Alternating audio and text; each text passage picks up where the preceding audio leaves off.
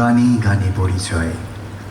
গত সন্ধ্যায় আপনাদের জানিয়েছিলাম যে 2020 সালের ওই মহামারীর সময় কি করে আমরা আরও বেঁধে বেঁধে থাকতে শুরু করলাম সুরের বাঁধনে অটুট হতে, এবং সেইভাবেই আস্তে আস্তে জীবনযাত্রার সাথে মুর্শিদাবাদের মাটির গান, মুর্শিদাবাদের শাস্ত্রীয় গান, মুর্শিদাবাদের কীর্তন এবং আরও নানা ধারার গান একত্রিত হলো একটা প্ল্যাটফর্মে, যে প্ল্যাটফর্মটার নাম হলো মুর্শিদাবাদ সিঙ্গার্স গিল্ড।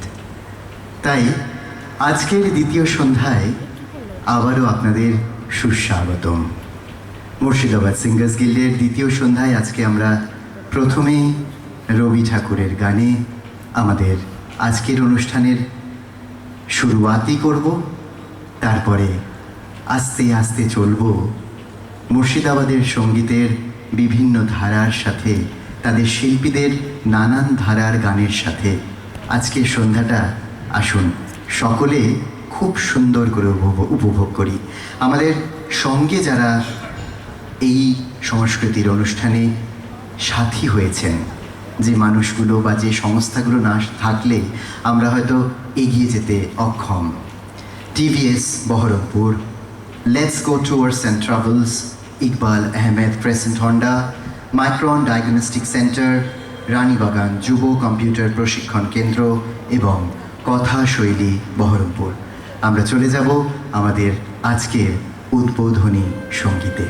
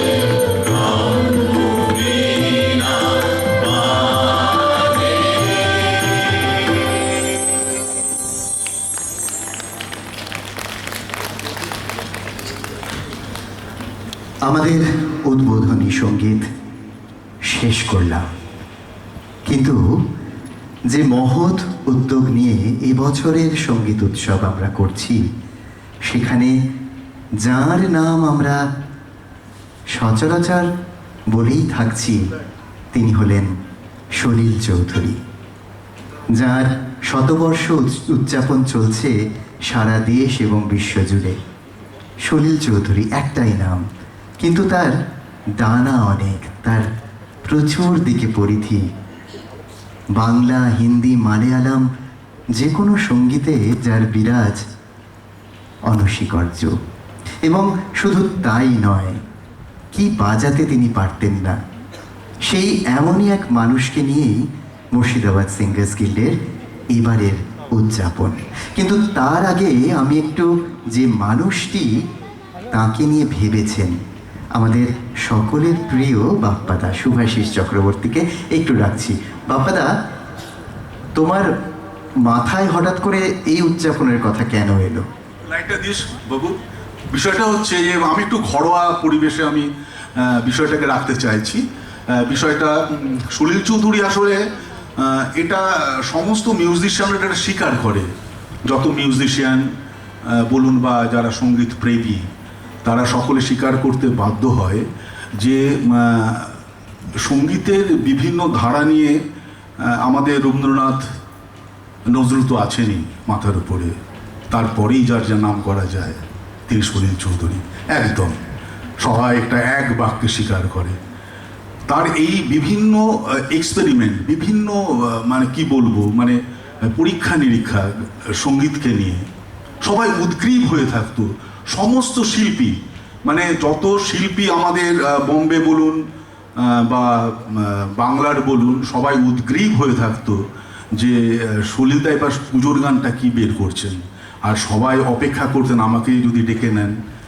এরকম বহু ঘটনা আছে, বুঝলি সন্দীপন, বহু ঘটনা আছে। তুই তাহলে আমরা কি সেই সব ঘটনার কিছু এই গান চলাকালীন আমরা শুনতে পারবো তোমার কাছে? শুনবো, কিন্তু তার আগে আমরা একটু প্রথমে গানে চলে যাই। হ্যাঁ, প্রথমে গানে চলে যাই। প্রথম আমরা গানটা গাইছি আমরা, গৌরী শৃঙ্গ তুলেছে শির, বহিছে সিন্ধু গর্জমান, ভলগা যমুনা রাইনে নাইলে, মিসিসিপি মিলে তুলেছে টান। আমরা সলিল চৌধুরীর সমস্ত কথা দিয়ে আমাদের আজকে অনুষ্ঠানটা সাজিয়েছি। তা সলিল চৌধুরী যেটা বলছেন, দ্বিতীয় বিশ্বযুদ্ধ মহাযুদ্ধের পরে, দ্বিতীয় মহাযুদ্ধের পরে শান্তি ও সংহতির যে আন্দোলন বিশ্ব যুব শক্তিকে সংগঠিত করেছিল, তারই প্রেরণায় এই গানটি রচিত হয়েছিল। দুনিয়ার দিকে দিকে মুক্তির যে প্লাবন এসেছিল, যে নতুন মানচিত্র সৃষ্টি হচ্ছিল পৃথিবীর, এখানে তারই অভিনন্দন এই গান। অর্থাৎ কিনা গোটা বিশ্ব, আমাদের তখন সবে স্বাধীনতা আমরা পেয়েছি, কিন্তু সমস্ত বিশ্ব জুড়ে শান্তির আন্দোলনে এটা আমাদের দেশকেও নাড়া দিয়েছিল। তারই প্রেরণায় সূর্য এই গানটা রচনা করেছিলেন। আমরা গানে চলে যাই। ঠিক আছে, আমরা তাহলে এবার আমাদের প্রথম গানে চলে যাচ্ছি।